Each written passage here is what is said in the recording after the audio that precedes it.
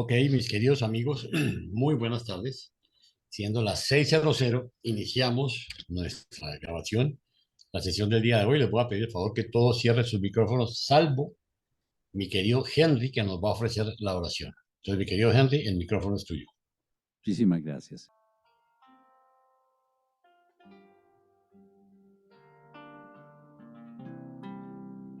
Amado Padre Celestial, en esta hora quiero darte infinitas gracias por permitirnos estar en tu entorno para recibir el maravilloso mensaje que por tu misericordia has querido darnos a conocer. Al asomarnos a la ventana de tu magnífica obra, te agradecemos el habernos hecho testigos de tu creación y donar para nuestro mundo estas páginas del libro de Urantia, que ahora compartimos con tanta emoción y devoción. Abre nuestras mentes y disipa el manto de nuestras dudas con tu brillante y cálida luz. Danos claridad y discernimiento para acercarnos y entender tu plan divino. Bendice a cuantos estamos ávidos de tus enseñanzas, y en especial a quienes con su tiempo y dedicación se entregan semanalmente a preparar este estudio y guiarnos en esta hermosa aventura hacia tu isla paraíso. Te lo pedimos en nombre de nuestro amado Micael de Nevadón. Amén. Amén. Bueno, el origen de Urantia.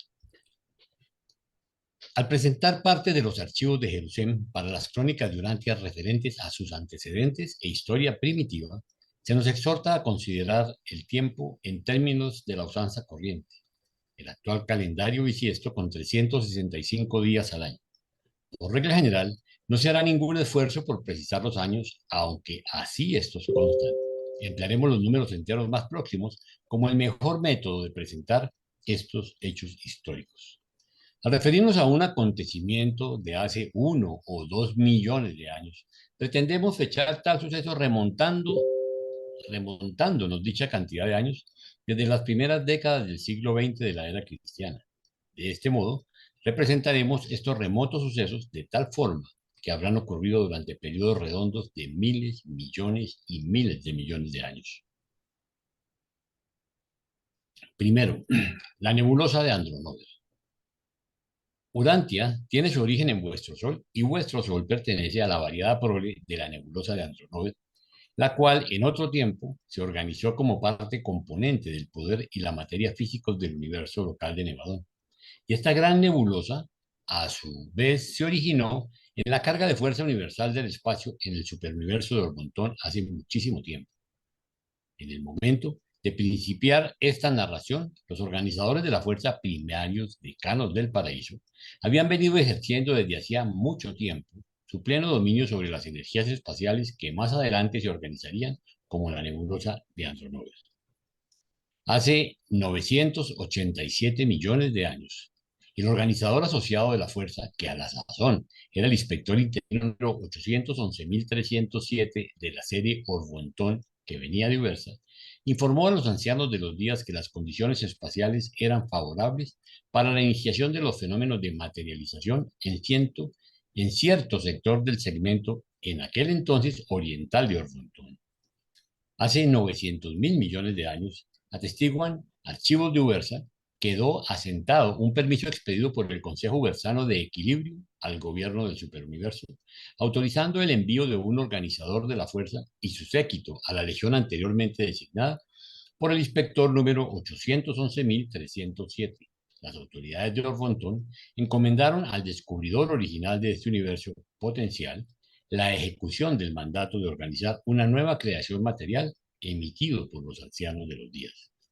El registro de este permiso significa que el organizador de la fuerza y el séquito ya habían partido de Ubersa en el largo viaje a ese sector oriental del espacio, donde posteriormente se dedicarían a aquellas prolongadas actividades que culminarían en el surgimiento de una nueva creación física en Orpontón. Hace 875 millones de años se inició debidamente la enorme nebulosa de Andrómeda, número 876.926. Solo se requirió la presencia del organizador de la fuerza y el cuerpo de enlace para inaugurar el remolino de energía que llegó a ser con el tiempo este vasto ciclón del espacio. Posteriormente a la iniciación de tales revoluciones nebulares, los organizadores vivientes de la fuerza se retiran sencillamente en ángulos rectos respecto al plano del disco en revolución, y desde ese momento en adelante las cualidades inherentes de la energía aseguran la evolución progresiva y ordenada de tal nuevo sistema físico. Viene a ser en este momento cuando la narración cambia al funcionamiento de las personalidades del superuniverso. En realidad, aquí tiene el relato su comienzo pertinente, más o menos en el momento en que los organizadores de la fuerza paradisíaco se preparan para retirarse, habiendo dispuesto las condiciones de energía y espacio para la acción de los directores de poder y controladores físicos del superuniverso de Orfontón. No sé si tienen inquietudes o todavía estamos muy iniciando para comenzar con las Apenas inquietudes. estamos comenzando. Ok, entonces, Carlitos. Mónica.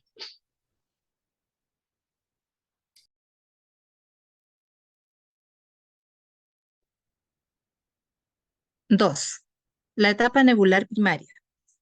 Todas las creaciones materiales evolucionarias nacen de nebulosas circulares y gaseosas, y todas las nebulosas primarias son circulares a lo largo de la primera parte de su existencia gaseosa. A medida que van envejeciéndose, suelen hacerse helicoidales y una vez que llega a término su función de formación solar, a menudo acaban siendo cúmulos de estrellas o enormes soles rodeados por un número variable de planetas, satélites y grupos más pequeños de materia que en muchos aspectos se asemejan a vuestro diminuto sistema solar. Hace 800.000 millones de años, la creación de Andronover quedó bien establecida como una de las magníficas nebulosas de Orvonton.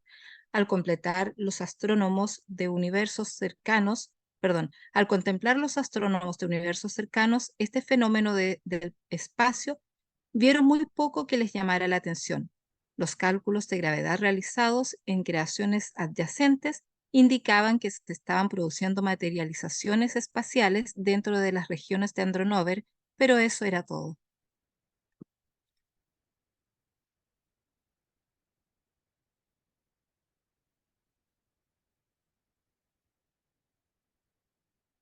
Hace 700.000 millones de años, el sistema Andronover fue adoptando proporciones gigantescas y se enviaron controladores físicos adicionales a 9 creaciones materiales circundantes para brindar cooperación en forma de apoyo y abastecimiento a los centros de poder de este nuevo sistema material que evolucionaba con tanta rapidez. En esta distante fecha, todo material legado a las creaciones subsiguientes se guardaba dentro de los confines de esta gigantesca rueda espacial, la cual siempre continuaba girando y tras haber alcanzado su diámetro máximo, girando cada vez más rápidamente a medida que continuaba condensándose y contrayéndose. Hace 600.000 millones de años se alcanzó el apogeo del periodo de movilizaciones de energía del sistema Andronover. La nebulosa había adquirido su masa máxima. A la sazón era una gigantesca nube circular de gas cuya forma se asemejaba un tanto a un esferoide aplanado. Este fue el periodo inicial de formación de la masa diferencial y de la velocidad de rotación variable. La gravedad y otras influencias estaban a punto de comenzar su labor de conversión de los gases de espacio en materia organizada.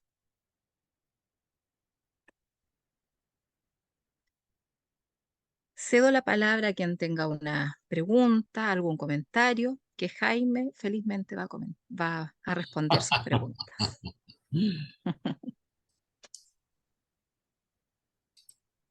Si nadie tiene comentarios, le doy paso a Florcita.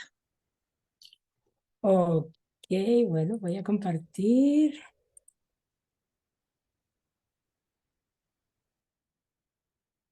¿Ya se ve? Ok. 3. La etapa nebular secundaria. Gradualmente, la enorme nebulosa fue tomando forma helicoidal y poniéndose claramente visible aún a los astrónomos de universos distantes. Esta es la historia natural de la mayoría de las nebulosas antes de empezar a arrojar soles y de emprender la labor de edificar un universo. Estas nebulosas secundarias del espacio suelen observarse como fenómenos helicoidales. Los astrónomos de aquella lejana época que se encontraban cerca, al observar esta metamorfosis de la nebulosa Andronover, divisaron el mismo fenómeno que divisan los astrónomos del siglo XX cuando apuntan su telescopio hacia el espacio y observan las nebulosas helicoidales presentes en el espacio exterior adyacente.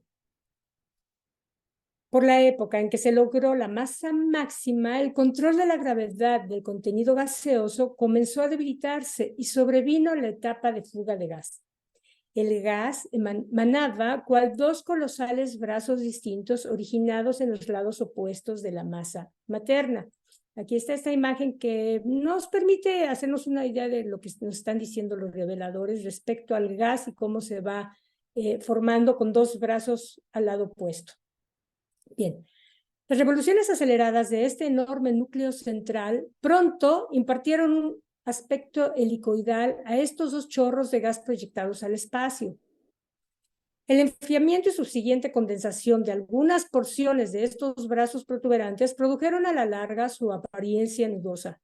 Estas porciones más densas eran vastos sistemas y subsistemas de materia física que iban revoloteando por el espacio en medio de la nube gaseosa de la nebulosa, en tanto que quedaban firmemente encerrados dentro del abrazo de la gravedad de la rueda materna. Sin embargo, la nebulosa había empezado a contraerse y el aumento de la velocidad de las revoluciones aminoró aún más el control gravitacionario. Y al poco tiempo, las regiones gaseosas exteriores empezaron, en efecto, a escaparse del abrazo inmediato del núcleo nebular, pasando al espacio en circuitos de trazado irregular, retornando a las regiones nucleares para cerrar sus circuitos y así sucesivamente. Mas lo anterior no fue sino una etapa temporal de la progresión nebular. La velocidad de revoloteo fue incrementando en forma constante hasta arrojar poco tiempo después unos enormes soles al espacio en circuitos independientes. Y así le sucedió a Andronover hace millones de años. La rueda de energía se iba haciendo cada vez más grande hasta que consiguió su expansión máxima y luego, tras el comienzo de la contracción, pasó revoloteando cada vez más rápidamente hasta que con el tiempo alcanzó la crítica etapa centrífuga y comenzó la gran desintegración. Hace 500.000 millones de años nació el primer sol de Andronover. Este rayo llameante se desprendió de golpe del brazo de la gravedad materna y se precipitó con violencia hacia el espacio en una aventura independiente por el cosmos de la creación. Su trayectoria de escape determinó su órbita. Los soles tan jóvenes tardan muy poco en hacerse esféricos y en emprender la marcha de sus largas y azarosas carreras como estrellas del espacio. Con la excepción de los núcleos nebulares terminales, la gran mayoría de los soles de Orb-Onton nacieron de modo análogo. Estos soles en fuga atraviesan variados periodos de evolución y posterior servicio al universo. Que pongan atención en esto que viene poco a poco después. Hace 400.000 millones de años, principió el periodo de recobro de la nebulosa Andronover. Muchos de los soles más cercanos y pequeños fueron recobrados como resultado de la paulatina ampliación y ulterior condensación del núcleo materno. Dentro de muy poco tiempo se inauguró la fase terminal de la condensación nebular, el periodo que siempre precede a la segregación final de estas inmensas agregaciones especiales de energía y materia. Miren qué belleza. Apenas 1 millón de años después de esta época, Michael de Nevadón, un hijo creador paradisíaco, seleccionó esta nebulosa en desintegración como emplazamiento de su aventura en la formación de un universo. Casi de inmediato fueron iniciados los mundos arquitectónicos de Salvington y los 100 grupos de mundos que forman las sedes centrales de las constelaciones. Aquí puse la nebulosa más o menos como se podría ver, digo, para darnos una idea. Aquí hay una imagen de nuestro Micael, como no. Bueno, es Jesús, pero no tenemos una idea fija de cómo será Micael. Entonces, para nosotros, esa imagen lo representa a nuestro soberano. Y aquí puse lo que son las esferas, o sea, lo que es el sistema, los mundos arquitectónicos que forman el sistema, la constelación y posteriormente lo que es Salvito en el universo local. Continuando, se requirió cerca de 1 millón de años para llevar a término estas agrupaciones de mundos especialmente creados. Los planetas sedes centrales de los sistemas locales, o sea, estos de aquí, se construyeron a lo largo de un plazo que comprendía desde aquel momento hasta hace alrededor de 5.000 millones de años. Hace 300.000 millones de años ya estaban bien establecidos los circuitos solares de Andrómeda y el sistema nebular atravesaba un periodo transitorio de relativa estabilidad física. Más o menos por esta época, el cuerpo del personal de Micael arribó a Salvington y el gobierno de Ubersa en Orbontón le concedió reconocimiento físico al universo local de Nevadón. Hace 200.000 millones de años, se presenció una progresión de contracción y condensación con enorme generación de calor en el cúmulo central o masa nuclear de Andrómeda. Apareció un espacio relativo aún en las regiones cercanas a la rueda central del Sol materno. Las regiones exteriores se iban haciendo más estables y mejor organizadas. Algunos planetas que giraban en torno a los soles recién nacidos se habían enfriado lo suficiente como para ser aptos para la implantación de la vida. Los planetas habitados más antiguos de Nevadón datan de estos tiempos. Aquí comienza a funcionar por primera vez el mecanismo universal completo y la creación de Micael queda asentada en Ubersa como un universo para habitación y ascensión mortal progresiva. Hace 100.000 millones de años se alcanzó el ápice nebular de la tensión condensadora. Se llegó al punto máximo de tensión calorífica.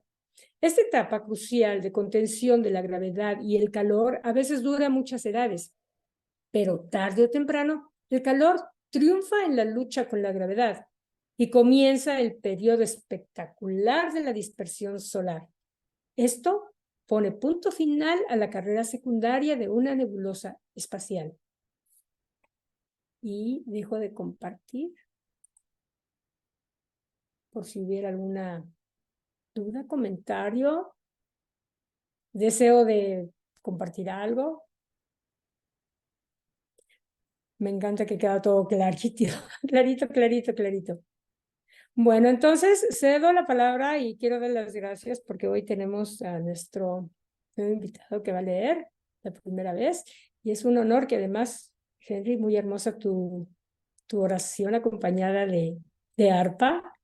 Hermoso, nuestro maestro tocaba el arpa. Bueno, y cedo la palabra entonces a nuestro querido Henry que hoy hace su debut aquí en X. Adelante, Henry. Bueno, las etapas terciaria y cuaternaria. La etapa primaria de una nebulosa es circular. La secundaria, helicoidal. La etapa terciaria es la de la primera dispersión solar, mientras que la cuaternaria engloba el segundo y último ciclo de dispersión solar, en el cual el núcleo matriz acaba siendo un cúmulo globular o un sol solitario que sirve de centro de un sistema solar terminal. Hace 75.000 millones de años, esta nebulosa había alcanzado el apogeo de la etapa de familia solar. Esto fue el ápice del primer periodo de pérdidas solares. La mayoría de estos soles se han apoderado desde entonces de vastos sistemas planetarios, satélites, islas oscuras, cometas, meteoros y nubes de polvo cósmico. Hace 50.000 millones de años se consumó este primer periodo de dispersión de soles. La nebulosa iba terminando velozmente su ciclo terciario de existencia, durante el cual dio origen a 876.926 sistemas solares. Hace 25.000 millones de años, se presenció el cumplimiento del ciclo terciario de vida nebular, lo cual ocasionó la organización y estabilización relativa de los remotos sistemas repletos de estrellas que se derivaron de esta nebulosa matriz. Pero el proceso de contracción física y producción incrementada de calor prosiguió en la masa central del remanente nebular. Hace 10.000 millones de años comenzó el ciclo cuaternario de Andronover. Se había alcanzado la temperatura máxima de la masa nuclear. Se acercaba el punto crítico de la condensación.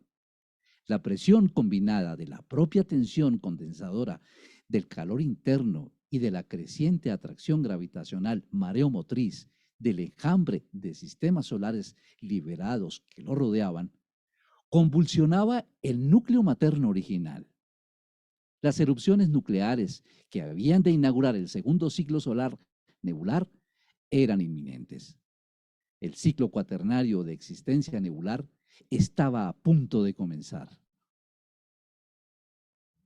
Hace 8.000 millones de años comenzó la formidable erupción terminal. Únicamente los sistemas exteriores quedan a salvo en momentos de semejante cataclismo cósmico. Esto constituyó el principio del final de la nebulosa. La fase final de descarga de soles abarcó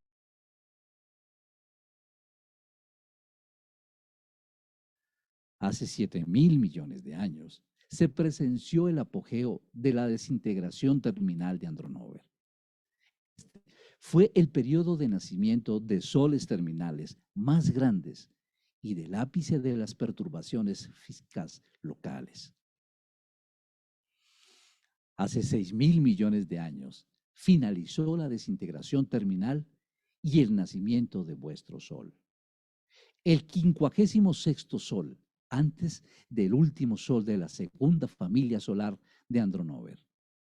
Esta erupción final del núcleo nebular dio a luz 136.702 soles, la mayoría de los cuales eran orbes solitarios. La cifra total de soles y sistemas solares que se originaron en la nebulosa Andronover es de 1.013.628. El número de Sol del sistema solar es 1.013.572. Ya no existe la gran nebulosa Andronover, pero aún vive en los muchos soles y sus familias planetarias que se originaron en esta nube materna del espacio. El remanente nuclear final de esta magnífica nebulosa aún arde con un resplandor rojizo y continúa despidiendo luz y calor moderados a su familia planetaria residual de 165 mundos, los cuales ahora giran en torno a esta venerable madre de las poderosas generaciones de monarcas de la luz. Bueno, como se dan cuenta, esto no se hizo en 2 días. Esto fue bastante extenso. Son muchos los datos en años, en información que Jaime tiene muy claro en caso de que tengan alguna pregunta, para que él está muy pendiente, ahí está listo con el botón para contestar.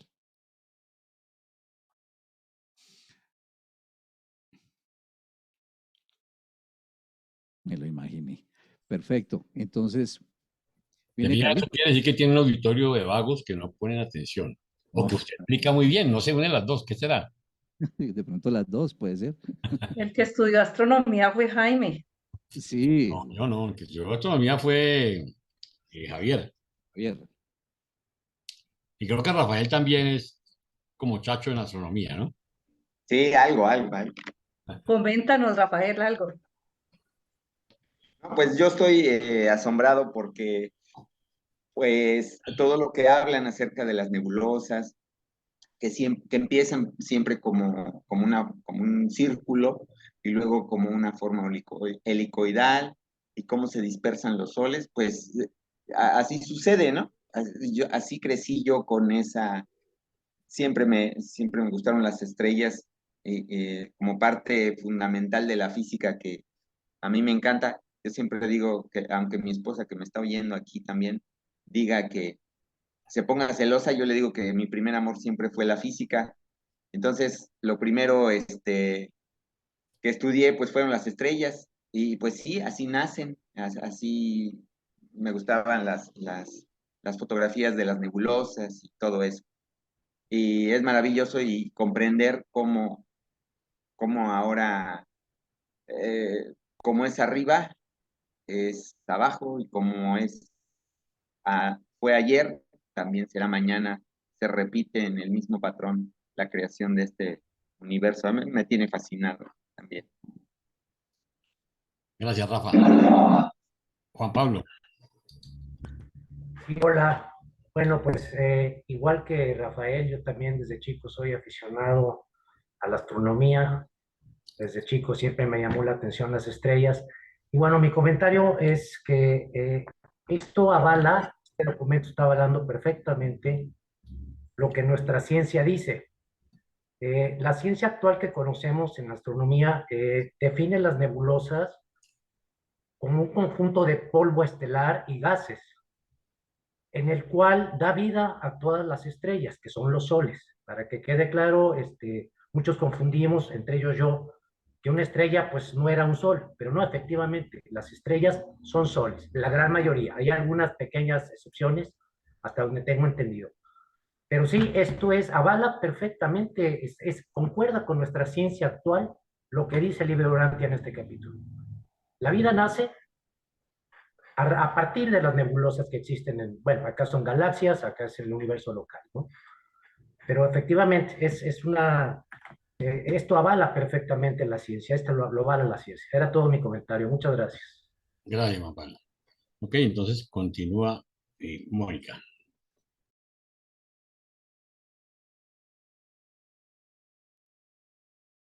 Cinco. El origen de Monmatia, el sistema solar de Urantia. Hace 5.000 millones de años, vuestro Sol era un llamante orbe comparativamente aislado, tras haber atraído para sí el grueso de la materia cercana que circulaba por el espacio, residuo del cataclismo reciente que acompaña su nacimiento. Hoy por hoy, vuestro Sol ha logrado una estabilidad relativa. No obstante, los ciclos de manchas solares que acusa cada 11 años y medio demuestran que fue una estrella variable durante su juventud. Durante los tiempos primitivos de vuestro Sol, la contracción continua y consiguiente aumento gradual de temperatura inició formidables convulsiones en su superficie.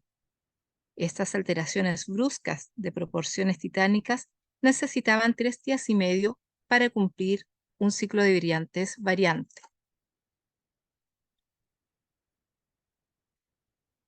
Este estado variable, esta pulsación periódica, volvían a vuestro Sol sumamente sensible a ciertas influencias externas con las cuales pronto habría de tropezar. De este modo, quedó dispuesto el escenario del espacio local para el origen singular de Monmatia, siendo este el nombre de la familia planetaria de vuestro Sol, el sistema solar al cual pertenece vuestro mundo. Menos del 1% de los sistemas planetarios de Orgonton han tenido un origen similar. Hace 4.500 millones de años, el enorme sistema Angona comenzó a aproximarse a este Sol solitario. El centro de este gran sistema era un gigante oscuro del espacio, sólido, altamente cargado y poseedor de una tremenda atracción de gravedad. A medida que Angona se iba acercando más al Sol en los momentos de máxima expansión durante las pulsaciones solares, se precipitaban al espacio chorros de material gaseoso a manera de gigantescas lenguas solares. Aquí tenemos una imagen como para que podamos imaginar cómo se precipitaban estos chorros de gases. En un principio, estas llameantes lenguas de gas invariablemente volvían a caer en el Sol. Sin embargo, al acercarse a Angona cada vez más, la atracción de la gravedad del descomunal visitante se hizo tan fuerte que estas lenguas de gas se desprendían en en ciertos puntos. Las raíces volvían a caer en el Sol, en tanto que las secciones exteriores se separaban para formar cuerpos independientes de materia, meteoritos solares, los cuales de inmediato comenzaban a girar en torno al Sol en sus propias órbitas elípticas. Mientras el sistema Angona se acercaba, las expulsiones solares se hacían cada vez más grandes. El Sol arrojaba cada vez más materia, que se convertía en cuerpos independientes que circulaban por el espacio circundante. Esta situación se desarrolló durante 500.000 años, hasta que Angona realizó su acercamiento más próximo al Sol, después de lo cual el Sol, juntamente con una de sus convulsiones internas periódicas, experimentó un quebrantamiento parcial, y en ese momento enormes volúmenes de materia se vertieron simultáneamente y desde lados opuestos. Del lado de Angona iba siendo atraída una vasta columna de gases solares, más bien puntiaguda, hacia los dos extremos y marcadamente protuberante por el centro, que se desprendió permanentemente del control inmediato de la gravedad del Sol. Esta gran columna de gases solares de este modo se separó del Sol, posteriormente evolucionó para convertirse en los 12 planetas del sistema solar.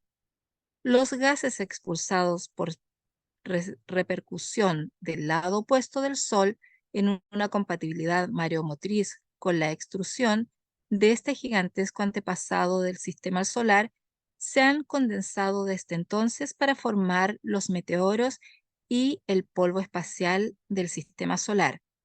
Si bien buena parte de esta materia fue recobrada posteriormente por la gravedad solar a medida que el sistema Angona retrocedía al espacio remoto. Aquí tenemos la definición de la palabra extrusión, que viene del latín extrudere, que significa arrojar a empujones, echar violentamente hacia afuera. En el fondo, la palabra extrusión tiene muchos significados, depende de dónde la utilicemos, pero la que se ajusta más al tema que estamos tratando ahora es este significado, que son los procesos donde sale material de adentro hacia afuera, material como lava, por ejemplo. Y un ejemplo claro que tenemos es de proceso extrusivo, es una erupción volcánica, que lo conocemos todos, ¿cierto? Entonces, continuamos. Aunque Angona acertó en alejar el material atávico de los planetas del sistema solar y el enorme volumen de materia que actualmente anda circulando alrededor del Sol, como asteroides y meteoros, no captó para sí nada de esta materia solar. El sistema visitante no llegó a acercarse lo bastante como para robar efectivamente nada de la sustancia del Sol, pero sí pasó suficientemente cerca para traer al espacio intermedio todo el material que hoy en día comprende el sistema solar. Los 5 planetas interiores y los 5 exteriores muy pronto se formaron en miniatura a partir de los núcleos que se enfriaban y condensaban en los extremos menores masivos y de forma ausada de la inmensa protuberancia producida por la gravedad, la cual Angona había acertado en separar del Sol. Mientras que Saturno y Júpiter se formaban de las porciones centrales más masivas y protuberantes. La potente atracción de gravedad de Júpiter y Saturno desde un principio capturó la mayor parte del material que se le había robado a Angona, tal como de ello da fe el movimiento retrógrado de ciertos satélites suyos. Júpiter y Saturno, siendo derivados del mismo centro de la enorme columna de gases solares sobrecalentados, contenían tanto material solar altamente recalentado que relucían con luz brillante y emitían enormes volúmenes de calor.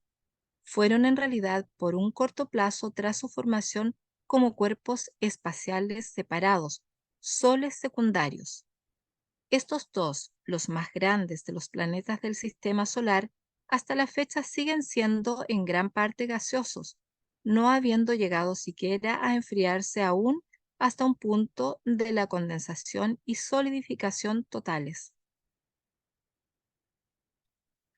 Los núcleos gaseosos en contracción de los otros 10 planetas pronto alcanzaron la etapa de solidificación y así empezaron a atraer hacia sí cantidades cada vez mayores de materia meteórica que circulaba por el espacio cercano.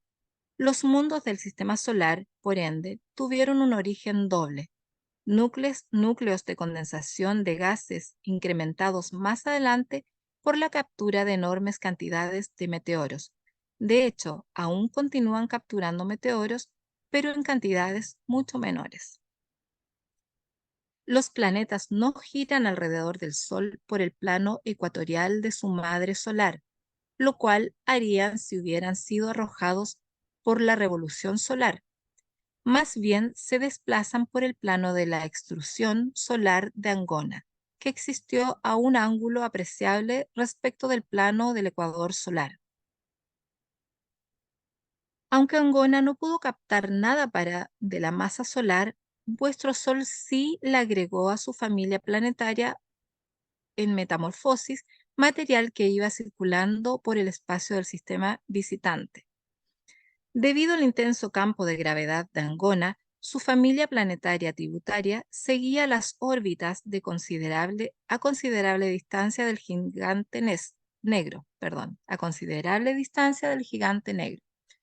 Y poco después de la extrusión de la masa atávica del sistema solar, mientras que Angona aún se hallaba en las inmediaciones del Sol, 3 de los planetas mayores del sistema Angona pasaron tan cerca del masivo antepasado del sistema solar que su atracción de gravedad, aumentada por la del Sol, bastó para contrastar el abrazo de la gravedad de Angona y para separar permanentemente estos 3 tributarios del viajero celestial.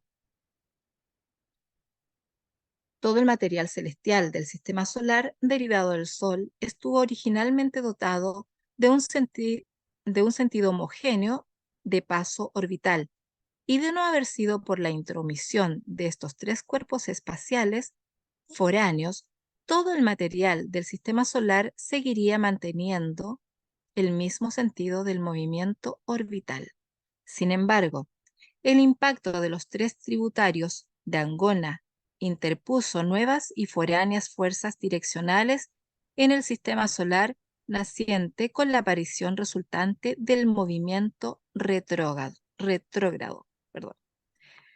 El movimiento retrógrado de todo sistema astronómico es siempre fortuito y aparece siempre como resultado del impacto de una colisión de cuerpos extraños del espacio.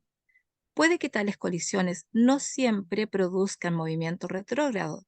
Sin embargo, el movimiento retrógrado solo aparece en sistemas que contienen masas de diversos orígenes. Me costó el retrógrado. ¿Alguien tiene algún comentario? ¿Algo que aportar a este interesante documento? Laura, Yo adelante. Sí, Primero Laurita, después Octavio. gracias. Bueno, yo creo que esta parte es la más complicada, por lo menos para mí, de todo el documento. Y tengo varias preguntas, Jaime.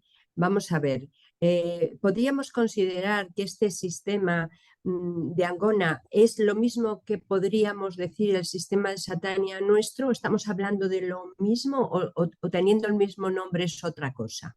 Eso para empezar. Y luego, ¿nos podrías hacer un pequeño resumen de lo que hemos hablado? Porque a mí se me han ido casi todos los conceptos.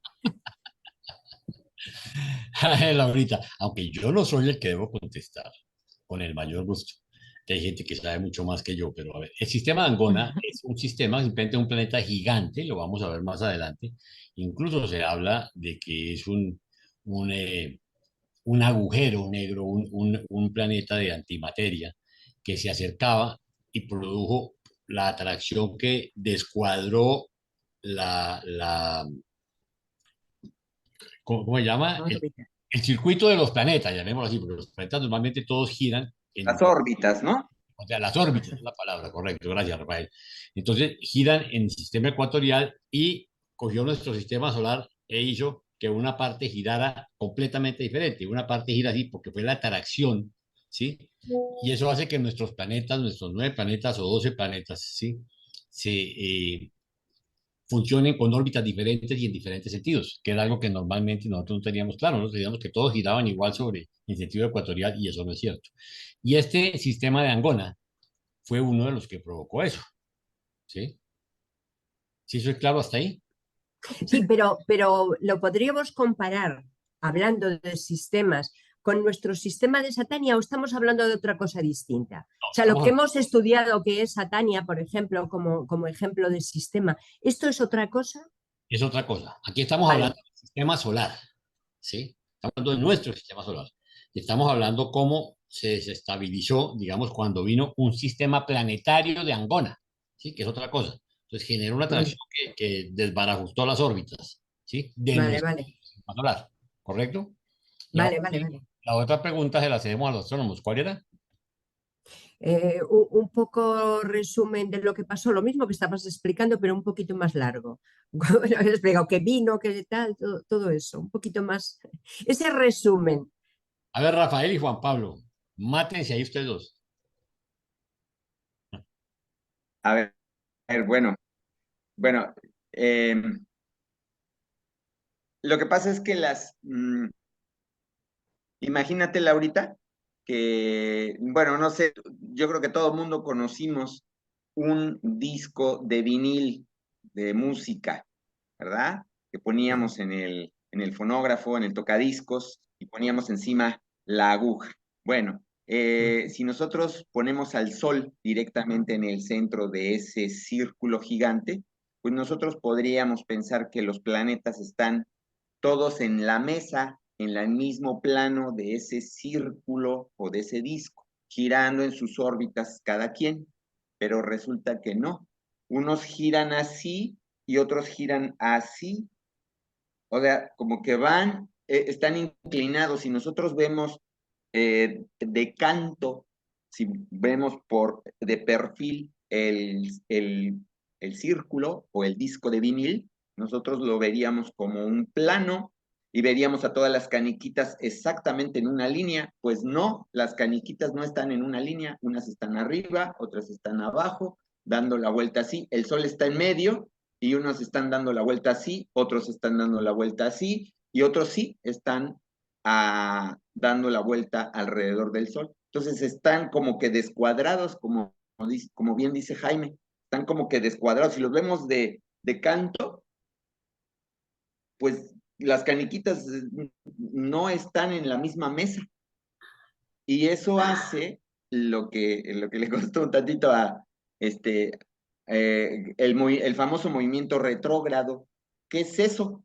Pues que nosotros desde nuestra propia punto de vista, en nuestra caniquita llamada planeta Urantia o Tierra, vemos que los planetas como que van moviendo y de repente se regresan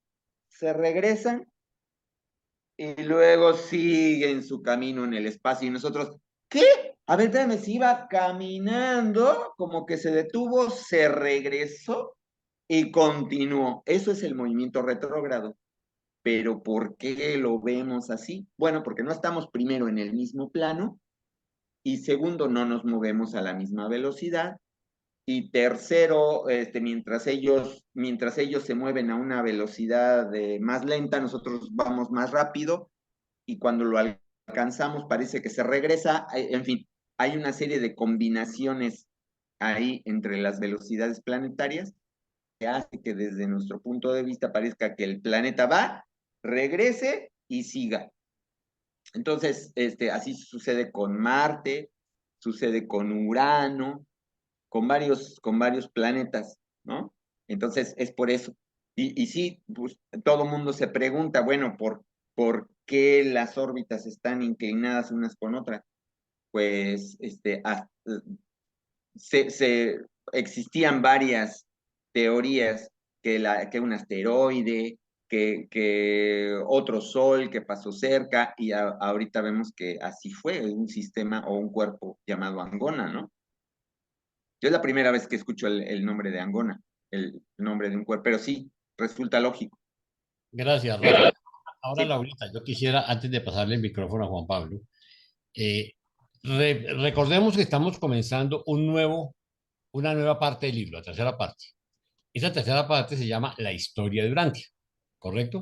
Y nos van a narrar un ciclo, una cronología, pero en esa cronología nos están contando, de pronto es la confusión tuya, nos están contando desde cómo fue la creación del universo, desde cómo fue la selección.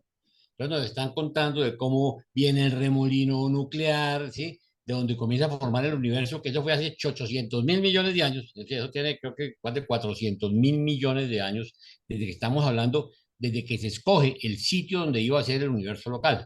Y fíjate que el libro comienza diciendo que desde el paraíso, pues, los ancianos de los días, mandan a que vayan los controladores de poder y armen el remolino nuclear. Y ahí nos está explicando cómo dentro de ese remolino nuclear empieza a formarse un montón de cosas, un montón de soles, un montón de universos, pero básicamente es para llegar a la historia de Urantia, cómo fue nuestro planeta, entonces ahí ya cuando estamos hablando de la historia de Urantia, mira cómo pierde la perspectiva, porque nos empezaron a hablar desde cómo se escogió la ubicación para el universo local, ¿sí? Y acuérdate que el universo local es el que está dividido en constelaciones, en sistemas, circuitos, en sistemas solares, ¿sí? Y planetas. Entonces, nos están contando una historia macro para llegar a la micro, que es la del planeta Tierra, ¿ok? Entonces, por eso de pronto es que te confunde un poquito la ubicación, porque nos están hablando de toda la conformación. Ahora sí, Juan Pablo, tienes la palabra. Gracias, Jaime. No, nada más para comentar rápidamente lo que preguntaba Laura. Un resumen de esto. Bueno, pues ya lo explicó aquí Jaime. Nos están explicando realmente la creación de un universo, no nada más la de Urantia. Cuáles son las fuerzas que intervienen y cómo se dan. Pero resumiendo, hay una fuerza de las 4 que conocemos en la Tierra, en nuestra ciencia, que es la fuerza gravitatoria, fuerza electromagnética, fuerza nuclear débil y fuerza nuclear fuerte. De esas 4, la más importante dentro de la creación de nuestro sistema solar es la fuerza gravitatoria. Es la que produce todo este movimiento de planetas, incluso la contracción de los planetas y la expansión de los planetas. Gracias a la fuerza gravitatoria es que todo el sistema de planetas funciona. Y aquí, como bien dijo Jaime y también Rafael, nos lo explican detalladamente. Nada más que viene con palabras pues que a veces nos quedamos, como decimos acá en México, de a 4, o sea, con los ojos grandes, porque no las entendemos. Pero básicamente la creación del universo, entre otras fuerzas que no conocemos, que el libro de Urantia nos dice, como es triata, gravita, monota, etcétera, o la absoluta, todo ese tipo de fuerzas que aún no son descubiertas aquí, entran en juego en la creación desde un universo hasta una constelación, hasta un sistema y hasta un planeta.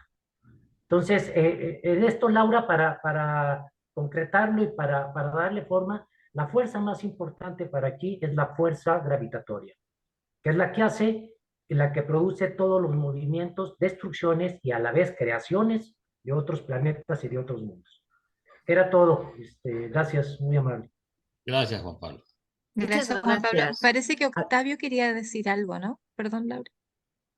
No quería dar las Octavio, gracias solo. Gracias. Sí, yo nada más quería comentar lo siguiente. Definitivamente este documento es muy interesante, pero está fuera de mi área de conocimiento. Y yo quería preguntar si alguno de ustedes es físico matemático, físico cuántico, astrofísico, físico teórico o astrónomo. Y si no es así, no sé si los hermanitos que tienen más tiempo en la organización de Urantia, no sé si este documento lo ha analizado o lo ha revisado alguno de estos científicos en estas áreas, y me gustaría saber si el libro de Urantia ha aportado algo a la ciencia actual y cómo ven desde su conocimiento, cómo ven esta información. Espero haber explicado. Gracias. Gusto en verlos. Octavio, yo te voy a hacer un comentario que me sucedió a mí. Yo le envié este documento especialmente a un científico para que me explicara algunas cosas. Y la verdad es que fue como una ofensa para él que yo se lo hubiera enviado porque no todos están abiertos y yo no sé si habrá algún físico o algún científico en el mundo que haya tomado en cuenta por ahora la información que está en Urantia. Jaime, te cedo la palabra. A ver, mi querido Octavio, aquí hay varias cosas. Primero que todo, Rafael sí es físico, ¿sí? Pero yo aquí no quisiera entrar a tratar de darle un soporte científico al libro Durantia, porque el libro Durantia no es una novela y no es un tratado. El libro Durantia es una revelación.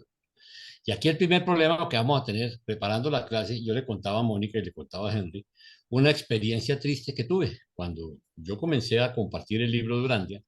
Lo primero que hice fue ir al planetario, ¿sí? Aquí donde están todos los científicos, los astrónomos, los especialistas, y yo llevaba el libro de Urantia, como dije, no, ahora sí me he hecho, y le apareció la Virgen a estos tipos con lo que yo les llevo. Y me sacaron con cajas destempladas porque básicamente me dijeron que les importaba un rábano lo que dijera el libro de Durantia, que lo que no fuera ciencia no valía para ellos. O sea, me importa cinco lo que diga ese libro, esa vaina no tiene nada que ver con la ciencia. Es una revelación que inventaron ustedes, que no sé dónde la trajeron. Tan, me sacaron, así de entrada, para que vean los simpáticos que son los científicos. Y eso te lo vas a encontrar cada vez que tú lleves en cualquiera de los segmentos, ¿sí? Que trata el libro, desde primera parte, que es Universo Central, donde tocas con mil cosas, ¿sí? Ahí toca porque, a ver, la información que trae el libro de Urantia no existía sobre el planeta Tierra. Punto. No hay nadie que nos pueda contar cómo es el universo allá afuera, salvo que sea por revelación. ¿Sí? Entonces tú tienes dos opciones. O lo estudias y a través de la oración y la meditación lo crees y lo aceptas, o lo descartas. Igual es el segundo libro, que es Universo Local, que entonces pasamos de macro a micro, y aparte se nos mete en un tema teológico porque nos habla de la Trinidad, y ojalá fuera la Trinidad, de las Trinidades, nos habla de un montón de cosas que no sabíamos. Nos habla de una estructura de deidades, nos habla de un montón de rollos. Ahora, en esta parte, es más fácil, pero es mucho más compleja porque nos va a hablar de 1 millón de años de historia, que a mi juicio es simplemente, de nuevo, un periodo así de grande, que si cogiéramos hablar del planeta Tierra, yo lo que sí les puedo garantizar, independientemente de lo que diga la revelación, es que nos están contando 1 millón de años de historia, solo un pedacito de la historia, que es lo que estamos preparados para recibir. Porque nos podría contar 800.000 millones de años que ha pasado ciclos la Tierra, pero nos hablan solo de 1 millón. Y fuera de eso, cuando ustedes estudien el millón, se van a encontrar con un montón de vacíos cronológicos, porque habla Andoni Fonta hace 1 millón de años, ¿sí? Pero después no, pasan 500.000 años y no hay nada. Simplemente dice que cuando viene el príncipe planetario, había 500 millones de habitantes y hay un vacío de 500.000 años, ¿sí? Y después nos cuenta cómo se originan las religiones, cómo vienen las rajas de color y un montón de cosas que vuelve y toda esa información revelada, ¿sí? Entonces ahí nos encontramos con la Sumeria y después, ¡pum!, otro brinco el macho, rebelión de Lucifer. Y después, ¡pum!, otro brinco el macho y Adán. O sea, pasa de 200.000 años a 35.000. Entonces empiezas a encontrar que a pesar de esa riqueza en información, donde nos va a hablar de mil temas, el origen de las religiones, mil cosas maravillosas, la información que nos da, son casi que le diría yo que es como si nos salpicaran en un lienzo así de grande, nos ponen 5 punticos con lo que nos van a contar. Y aún así sigue siendo revelación, o sea, no tiene sino dos opciones, tómelo o déjelo. Y ni hablar de la vida de Jesús. Entonces, mi querido Octavio, si tú estás esperando traer científicos que te soporten el libro Urantia, estás en el momento equivocado y en el sitio equivocado. Aquí estudiamos la revelación. Cuando sea para estudiar ciencia, nos vamos a la universidad, hermano. ¿Sí? No, lamento mucho eso que esté pasando, pero yo esperaría, porque el libro ya va a ser un buen rato que fue publicado, me hubiera gustado oír la opinión de alguien que tuviera esa especialidad. Lamentablemente, a lo mejor no la hemos encontrado, pero yo creo que cuando se encuentre, sí va a dar buenos puntos de vista y va a ver que el libro de Urantia le va a servir. Pero no tengo yo problemas porque esto es algo de fe. A mí realmente esto está fuera de mi área de conocimiento, por eso preguntaba, pero para mí, por lo poco que pueda yo interpretar, se me hace coherente y lógico. Nos está dando la historia de cómo se formó el superuniverso local y de ahí para acá. como usted lo acaba de decir. Pero sin embargo, te paso a Sí. Rafa para que Rafa te cuente desde el punto de vista físico, como físico. Sí, por eso pregunté si yo no los conozco a todos y si hay algún físico entre ellos, entre Claro. nosotros, pues qué bueno y me da gusto. Tenemos Es un como, durísimo es en como, física. por ejemplo, como cuando está uno estudiando la historia de cómo se entregaron los documentos del libro Urantia.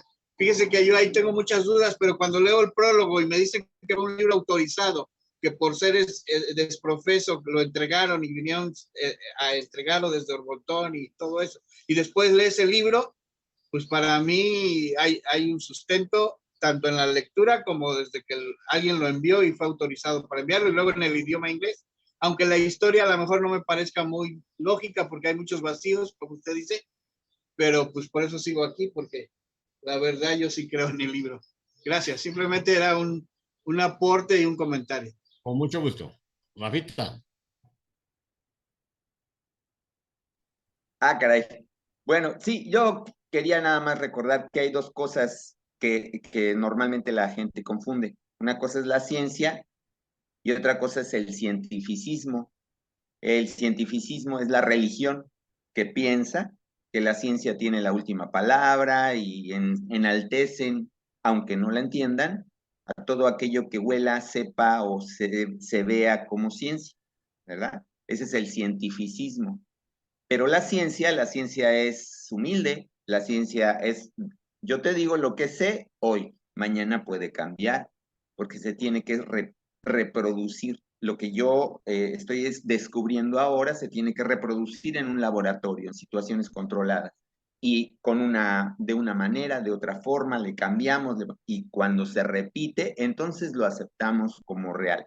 Y bueno, así la ciencia es humilde porque acepta que ayer estaba equivocada, ahora está correcta hasta cuando otro principio aparezca y se vuelva a corregir. Sin embargo, el libro Durantia en lo personal, a mí tocó la parte de la fe. La parte de la fe es todavía más grande. El ser humano sabe esto y la fe, lo que puede creer, es todavía una burbuja más grande. Entonces a mí me tocó por el lado de los fractales. Por ejemplo, yo veo que un clavel no es una flor, es un conjunto de flores. Una margarita tampoco es una flor, es un conjunto de flores. Esas cosas se llaman inflorescencias en biología. Entonces, dentro de un patrón que parece una flor, hay otra flor. Y si nos vamos hacia abajo puede haber otra flor. Entonces yo veo la organización del universo como un fractal. Nosotros bien podríamos comparar al núcleo del átomo con el Sol y a los electrones con los planetas, y vemos que así están los sistemas solares. Y vemos cómo, y hemos reproducido pequeños soles en ciclotrones no sé, allá en Suiza, donde está el CERN, podemos reproducir un mini sol. Entonces, lo micro se parece a lo macro. Entonces, a mí no me resulta extraño que el universo, si nuestra sociedad está organizada en gobiernos, está organizada en presidentes y de ahí en organizaciones cada vez más complicadas socialmente hablando, pues no me resulta extraño ver que nuestro Padre Celestial tenga séquitos y séquitos y una organización jerárquica inmensa de criaturas que hacen y delegan toda su fuerza, ¿no? O sea, no se me hace extraño y al contrario lo acepto porque está muy acorde con la inflorescencia y con el átomo y con la organización de los planetas. Entonces, para mí es fascinante ver que, que se cumple, ¿no? Todo esto. De hecho, nosotros pudiéramos ser con nuestro ajustador de pensamiento, somos un fractal de Dios. Efectivamente. Somos un fractal de Dios. Lo que pasa es saberle sacar el máximo potencial para crecer espiritualmente. Efectivamente. Y fíjate que yo me he topado con muchos ingenieros y muchos científicos ateos, ¿no? Y yo simplemente les digo, mira, imagínate que yo destruyo tu computadora. ¿Qué le pasa a tu información? No, pues nada, porque la subo a la nube. Ah, perfecto, la subes a la nube. Sí, y no le pasa nada si se destruye el hardware de mi máquina.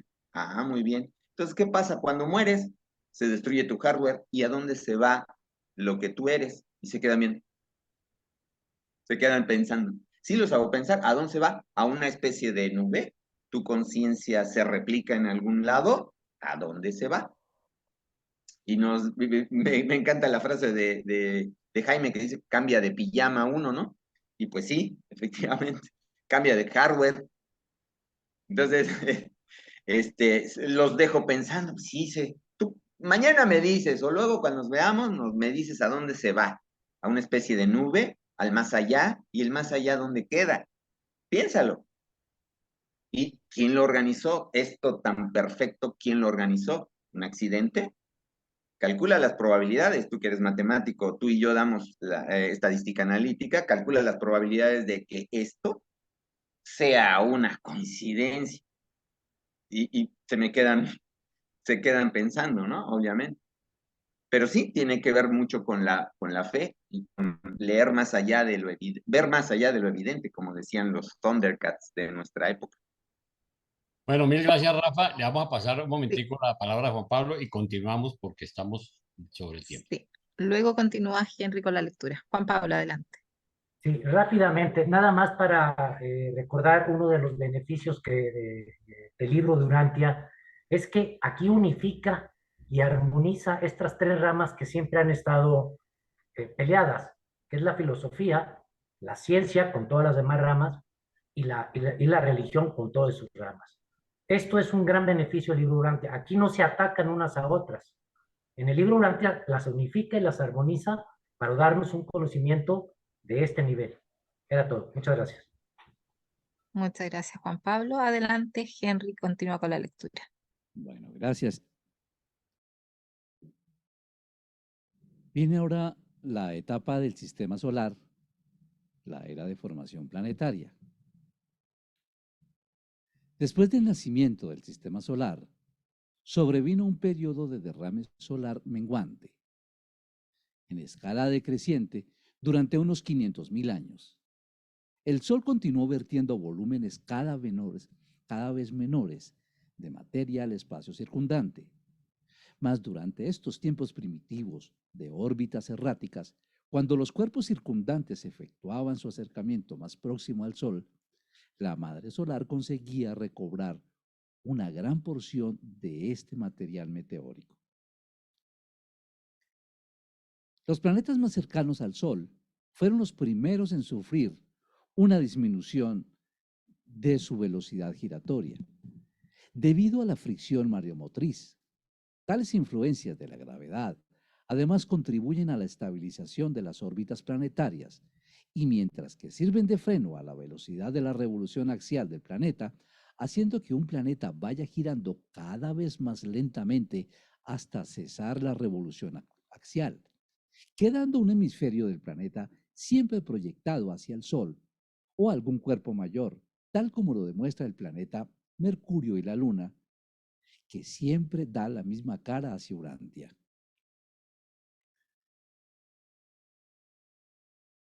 Cuando las fricciones mareomotrices de la Luna y la Tierra se igualen, la Tierra siempre proyectará el mismo hemisferio hacia la Luna, y el día y el mes serán análogos, con una duración de aproximadamente 47 días.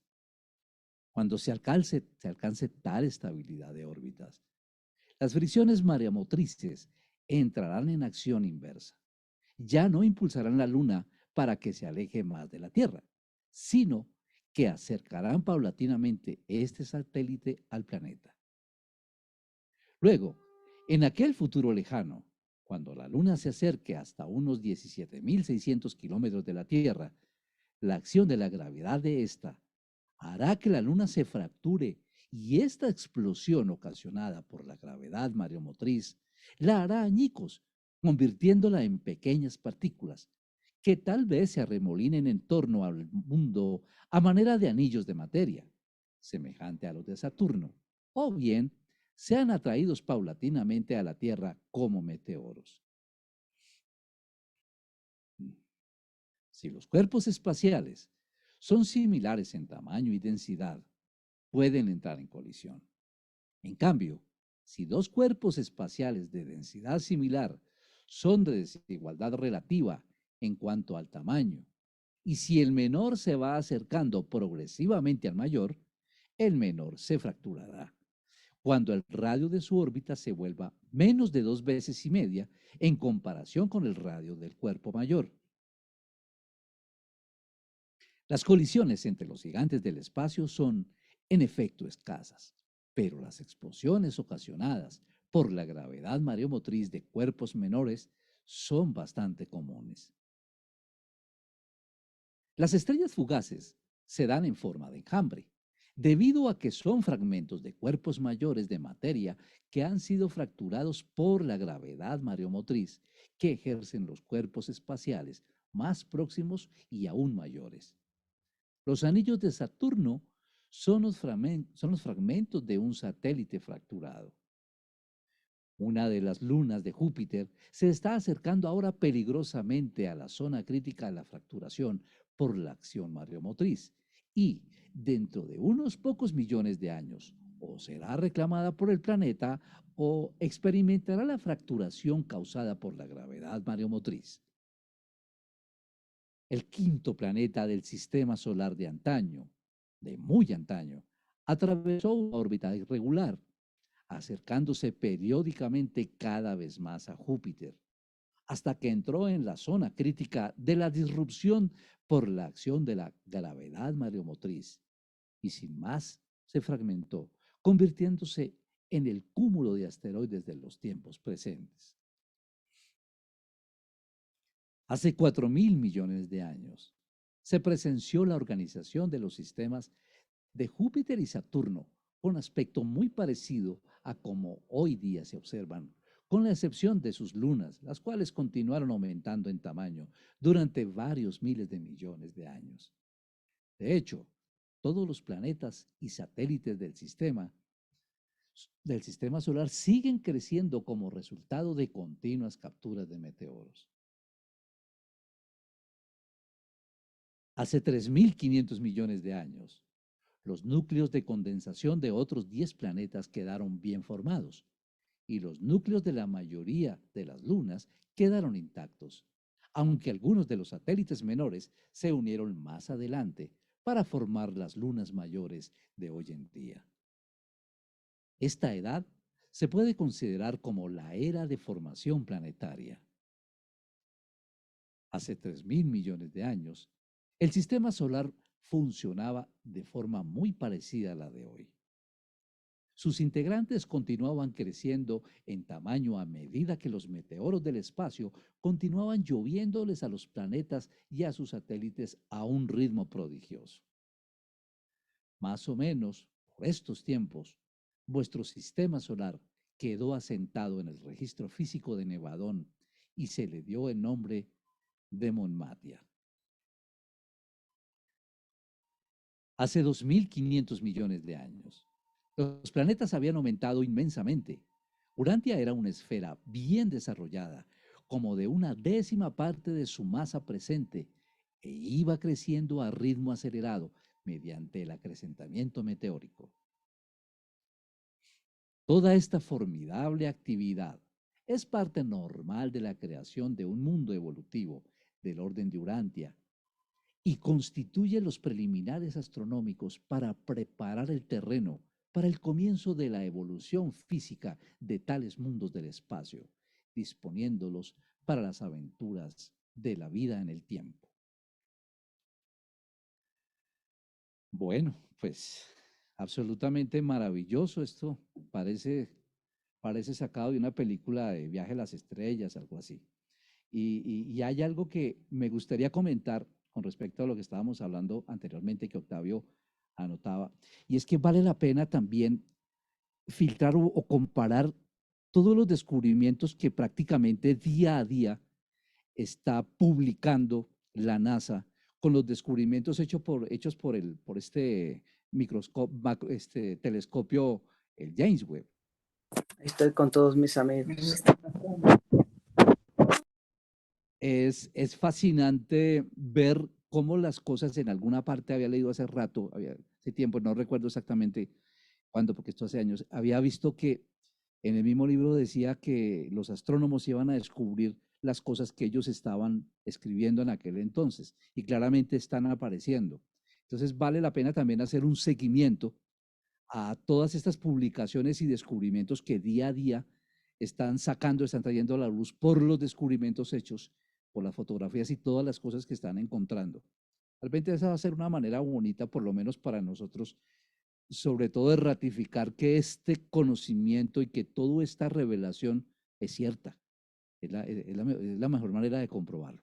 Bueno, yo no sé si ya hay alguna pregunta para Jaime o para Rafa o para alguno de ustedes, si hay algún comentario respecto a esta maravillosa parte de la formación de los planetas de nuestro sistema. Si no, no sé si sigue Florcita, no sé quién va ahora. Digo yo. Ah, perdón, adelante. 7. La era meteórica, la edad volcánica, la atmósfera planetaria primitiva. A lo largo de estos tiempos primitivos, pululaban en las regiones del espacio del sistema solar pequeños cuerpos desmoronados y otros en condensación. Y en ausencia de una atmósfera protectora de combustión, tales cuerpos espaciales chocaban directamente con la superficie de Urantia. Estos impactos incesantes mantenían la superficie del planeta más o menos caliente, lo cual, acoplado con la acción incrementada de la gravedad, al crecer la esfera, empezó a poner en funcionamiento aquellas influencias que gradualmente hicieron que los elementos más pesados, como el hierro, se asentaran cada vez más hacia el centro del planeta. Hace 2.000 millones de años, la Tierra comenzó a aventajar decididamente a la Luna. Siempre había sido mayor el planeta que su satélite, mas no había tanta diferencia en tamaño hasta ese momento, durante el cual la Tierra captó enormes cuerpos espaciales. En aquel entonces, Urantia tenía una quinta parte de su tamaño actual y se había hecho lo bastante grande para retener la atmósfera primitiva que despuntaba a consecuencia de la contienda interna elemental entre el interior recalentado y la corteza que se iba enfriando. La acción volcánica pronunciada data de estos tiempos. El calor interno de la Tierra continuaba aumentando a causa del entierro cada vez más profundo de elementos radioactivos o más pesados, traídos del espacio por los meteoros. El estudio de estos elementos radioactivos revelará que Urantia tiene más de 1.000 millones de años en su superficie. La medición del radio es vuestro cronómetro más fidedigno para hacer cálculos científicos sobre la edad del planeta, si bien todo cálculo de esta índole queda muy corto, porque los materiales radioactivos abiertos a vuestro escrutinio se derivan todos de la superficie y por lo tanto representan adquisiciones relativamente recientes de estos elementos de Urantia.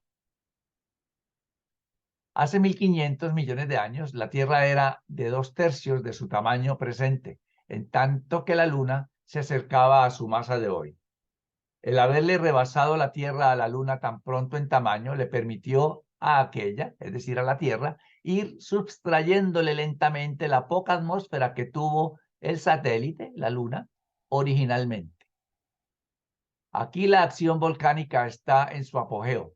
La Tierra entera viene a ser un verdadero infierno en llamas, con una superficie que se parece a su estado primitivo ígneo antes de que los metales más pesados gravitaran hacia el centro, ¿no? Se fueran al fondo, al centro de la Tierra. Esta es la edad volcánica. No obstante, se está formando gradualmente una corteza constituida principalmente de granito, que es relativamente más ligero. Se están sentando los preliminares para un planeta que algún día pueda sustentar la vida. La atmósfera primitiva del planeta va evolucionando lentamente. En este momento contiene un poco de vapor de agua, monóxido de carbono, dióxido de carbono y cloruro de hidrógeno. Pero hay muy poco o nada de nitrógeno libre ni de oxígeno libre. La atmósfera de un mundo en la edad volcánica presenta un espectáculo extraño. Además de los gases enumerados, está recargada de numerosos gases volcánicos y a medida que se desarrolla la zona de aire con los productos de combustión de las tupidas lluvias meteóricas que constantemente se precipitan sobre la superficie del planeta. Tal combustión meteórica mantiene el oxígeno atmosférico casi agotado y el ritmo de bombardeo meteórico sigue siendo tremendo. Finalmente, la atmósfera se asentó más y se enfrió suficientemente para dar comienzo a la precipitación de lluvia sobre la candente superficie rocosa del planeta. Por miles de años, Urantia quedó envuelta en un vasto y continuo manto de vapor. Durante estas edades, jamás brilló el sol sobre la superficie terrestre. Mucho del carbono de la atmósfera se separó para formar los carbonatos de los varios metales que abundaban en las capas superficiales del planeta. Más adelante, mayores cantidades de estos gases carbónicos fueron consumidos por la fecunda flora primitiva. Incluso en los períodos posteriores, los flujos de lava y los meteoros entrantes agotaban casi completamente el oxígeno del aire, aunque los primeros depósitos del océano primitivo, que pronto aparecían, no contenían piedras de colores ni esquistos. Durante mucho tiempo, tras la aparición de este océano, no había casi oxígeno libre en la atmósfera y no se dio en cantidades significativas hasta que más tarde lo generaron las algas marinas y otras formas de vida vegetal. La atmósfera primitiva del planeta de la edad volcánica ofrece poca protección contra los impactos de los choques de los enjambres meteóricos. Millones y millones de meteoros pueden penetrar tal zona de aire para chocar con la corteza planetaria en forma de cuerpos sólidos. Mas, al pasar el tiempo, cada vez menos de estos resultan lo bastante grandes para resistir al escudo de fricción cada día más fuerte de la atmósfera rica en oxígeno de las eras posteriores. Entonces vemos cómo nuestra atmósfera, al ir cambiando y volverse más rica en oxígeno, pues al mismo tiempo se volvió como un escudo protector contra los meteoros, ¿no? Que hoy en día son muchos, tal vez los que puedan caer, pero como son tan pequeños, no alcanzan ni a llegar al suelo, ¿no? Se desintegran totalmente. Antes no pasaba así. Y de hecho, gran parte de la Tierra, gran parte de su tamaño se debe a la lluvia inmensa de grandes meteoros y rocas que iban siendo atraídas y caían. Pero bueno, eso es lo que acabamos de leer. Si hay alguna pregunta que nos aclare algo. Si no, pues entonces vamos a continuar con el siguiente numeral que está a cargo de Jaime.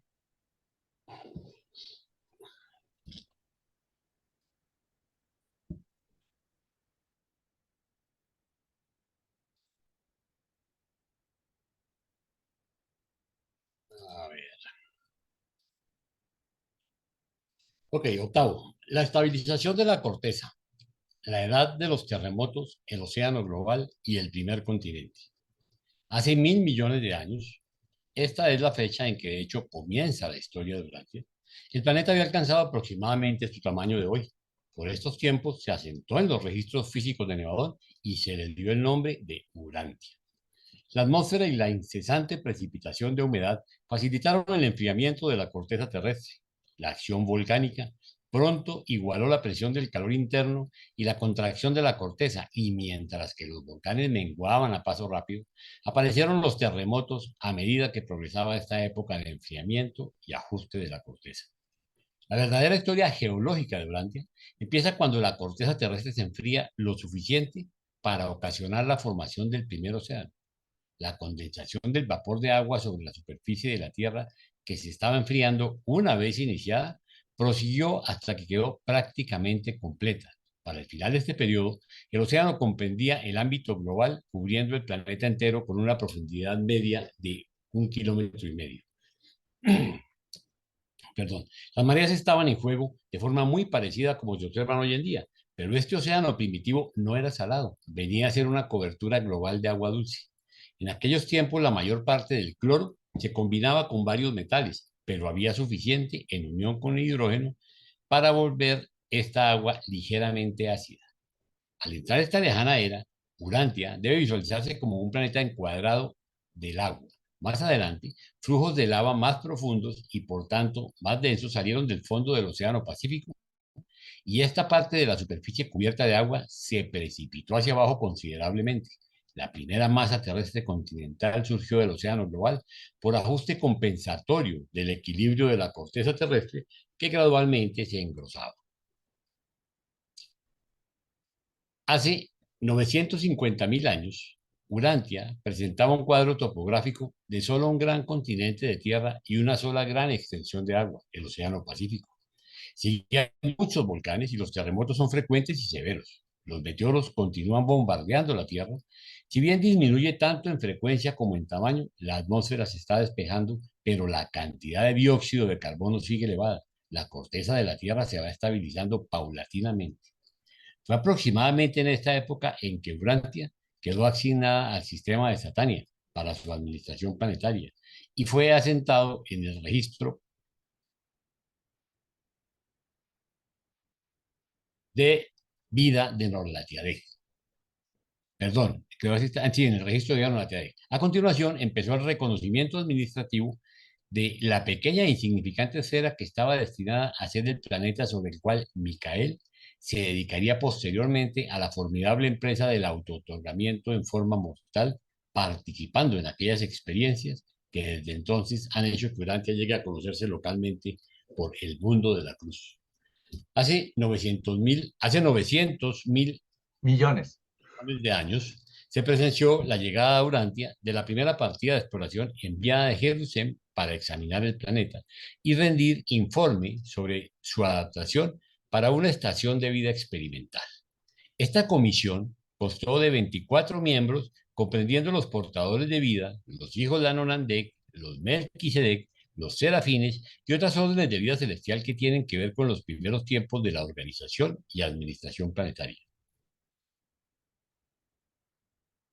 Tras haber realizado un estudio cuidadoso del planeta, esta comisión retornó a Jerusalén e informó favorablemente al soberano del sistema, recomendando que Urantia se sentara en el registro de vida experimental.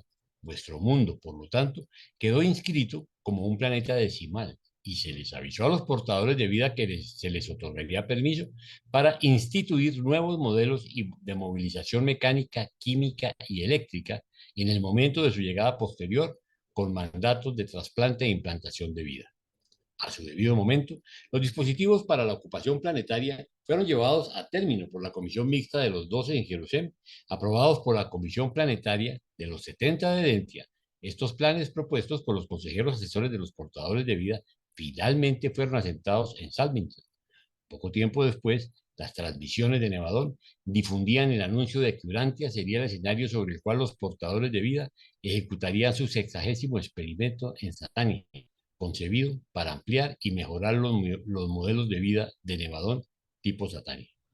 Poco después de haber sido reconocido Urantia por primera vez en las transmisiones universales para todo Nevadón, se le confirió pleno estado en el universo.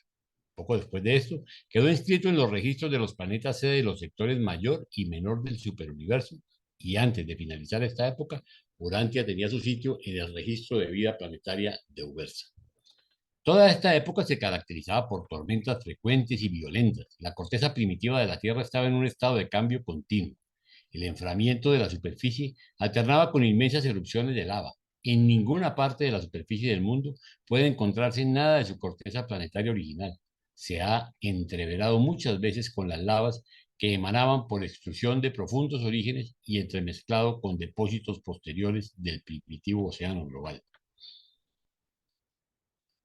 En ninguna parte de la superficie del mundo se encuentran más restos modificados de estas antiguas rocas preoceánicas que en el noroeste de Canadá, alrededor de la bahía de Hudson. Esta vasta elevación de granito está compuesta de roca correspondiente a los tiempos preoceánicos. Estos estratos de roca han sido recalentados, doblados, torcidos, estrujados y han pasado muchas veces por estas experiencias de metamorfosis deformante. A través de los tiempos oceánicos, enormes estratos de roca estratificada, libres de fósiles, se depositaron en este antiguo fondo oceánico. La piedra caliza puede formarse como resultado de la precipitación química. No toda la piedra caliza más antigua fue producida por los depósitos de vida marina. En ninguna de estas formaciones antiguas de roca encontrarán rastros de vida. No contienen fósiles, a no ser que por azar depósitos posteriores a las edades del agua se hayan mezclado con estas capas más antiguas que eran anteriores a la vida.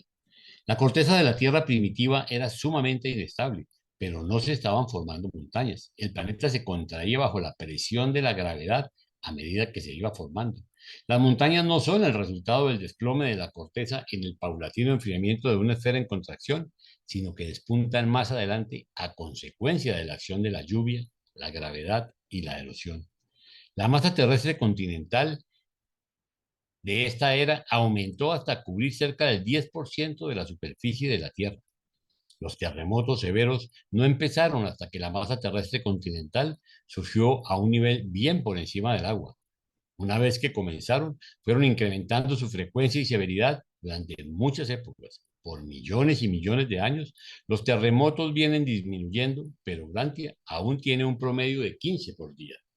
Hace 850 millones de años, principió la primera época efectiva de estabilización de la corteza de la Tierra. La mayor parte de los metales más pesados se habían asentado hacia el centro del globo. La corteza que se enfriaba había cesado de socavarse en escala tan extensiva como en épocas pasadas. Se estableció un mejor equilibrio entre la extrusión de la Tierra y el lecho más pesado del océano. El flujo de lava debajo de la corteza casi se extendió por el globo entero, lo cual compensó y estabilizó las fluctuantes debidas al enfriamiento, la contracción y los desplazamientos superficiales. Las erupciones volcánicas y los terremotos continuaban disminuyendo en frecuencia y severidad. La atmósfera se despejaba de los gases volcánicos y del vapor de agua, pero el porcentaje de dióxido de carbono todavía era alto. Las alteraciones eléctricas en el aire y en la Tierra también disminuían. Los flujos de lava habían hecho aflorar en la superficie una mezcolanza de elementos, la cual diversificó la corteza y aisló mejor al planeta de ciertas energías espaciales. Todo lo antedicho sirvió para facilitar el control de energía terrestre, para regular su flujo, como se encuentra en funcionamiento de los polos magnéticos. Hace 800 millones de años, se presenció la inauguración de la primera gran época terrestre, la edad de un surgimiento continental más extenso. Desde la condensación de la hidrosfera, inicialmente en el océano global y posteriormente en el océano Pacífico, esta última masa de agua debe visualizarse como cubriendo, en aquel entonces, 9/10 de la superficie de la Tierra. Los meteoros que caían al mar se acumulaban en el fondo del océano y los meteoros están, por lo general, compuestos de materiales pesados. Los que caían en la Tierra se oxidaban en gran parte, posteriormente eran desgastados por la erosión y llevados por arrastre de aluvión a las cuencas de los océanos. De este modo, el fondo del océano se hacía cada vez más pesado, sumándosele el peso de una masa de agua que en algunas partes tenía una profundidad de 16 kilómetros. El aumento de la presión del océano Pacífico hacia abajo empujaba ulteriormente hacia arriba la masa de tierra continental. Europa y África comenzaron a elevarse de las profundidades del Pacífico junto con las masas actualmente denominadas Australia, América del Norte y del Sur y el continente de Antártida, mientras que el lecho del Océano Pacífico emprendió más ajustes por hundimiento compensatorio. Para el final de este periodo, casi un tercio de la superficie del planeta consistía en tierra, toda en un solo cuerpo continental. Con este incremento en la elevación terrestre, aparecieron las primeras diferencias climáticas del planeta.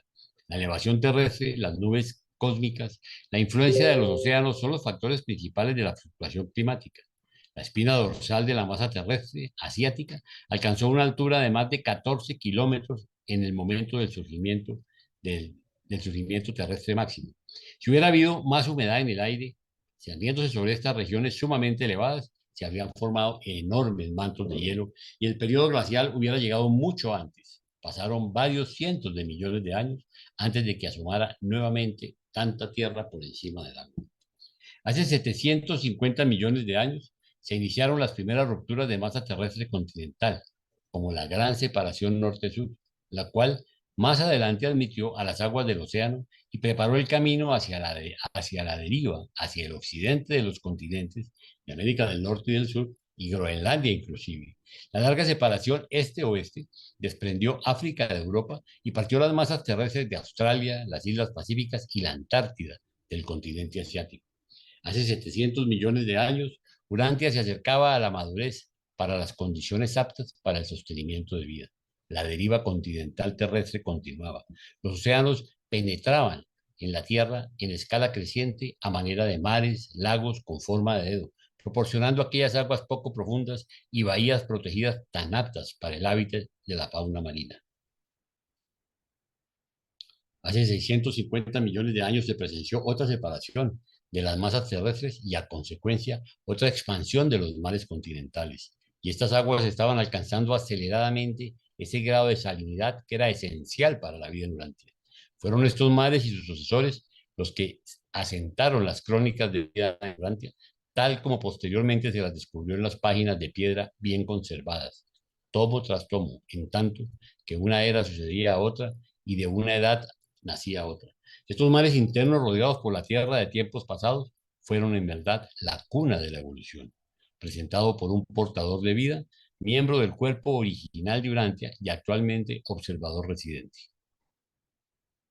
Preparado por Mónica Maldonado, Flor Robles, Henry Angarita, Carlos García y Jaime Reyes Borges. A ver. Ok, mis queridos amigos, yo quiero comentarles a ustedes que hoy estamos cumpliendo 68 años de que nos hubiera sido entregado el libro de Urantia, ¿sí? Y 30 años de nuestra versión latinoamericana. O sea que es un tiempo en que ha madurado, pero fíjense que estamos en pañales. Así como Javier nos contaba cómo nuestro universo está en proceso de creación, estamos comenzando la creación. Imagínense ustedes lo que es la revelación. Si toda esta maravillosa información que hoy tenemos escasamente lleva 68 años y la versión latinoamericana 30 años, imagínense la tarea que tenemos por delante. Por eso es que somos tan poco conocidos y realmente el libro Durante ha tenido tan poco tiempo de ser estudiado, porque por más revelación que sea, requiere de muchísimo estudio, requiere de muchísimo análisis, de muchísima reflexión, de muchísima meditación, para que uno vaya discerniendo en su corazón y en su mente, ¿sí?, las cosas que nos están diciendo y vaya sacando conclusiones para poderlas compartir. Entonces, aquí tenemos la realidad de este maravilloso documento que es el primero en esta nueva etapa de la tercera parte del libro. Ok, le vamos a pasar el micrófono a don Luisito Fontecha. Gracias, Jaime. Sí, precisamente yo tengo dos preguntas ahí, sobre todo en pro de armar mi discurso cuando yo quiera explicar el nacimiento de Urantia. Número uno, ¿podemos saber cuántos sistemas solares hay en un sistema local? ¿Lo dice el libro en algún lado o se ha llegado a esa conclusión? No, acordemos que cómo está dividido, ¿sí? Tenemos sistemas solares y después tenemos sistemas, pero sistemas locales nos habla de planetas. Nos habla de planetas habitables. Nos dice que un sistema tiene 1000 planetas habitables, pero no nos dice cuántos sistemas solares. Puede tener N1000, porque además recordemos que un sistema solar, miremos el caso del sistema nuestro, el sistema de Mon Matia, que en teoría somos 12 planetas, aunque los que la gente conoce normalmente son 9, dice que tenemos uno habitado y a lo mejor otros 2.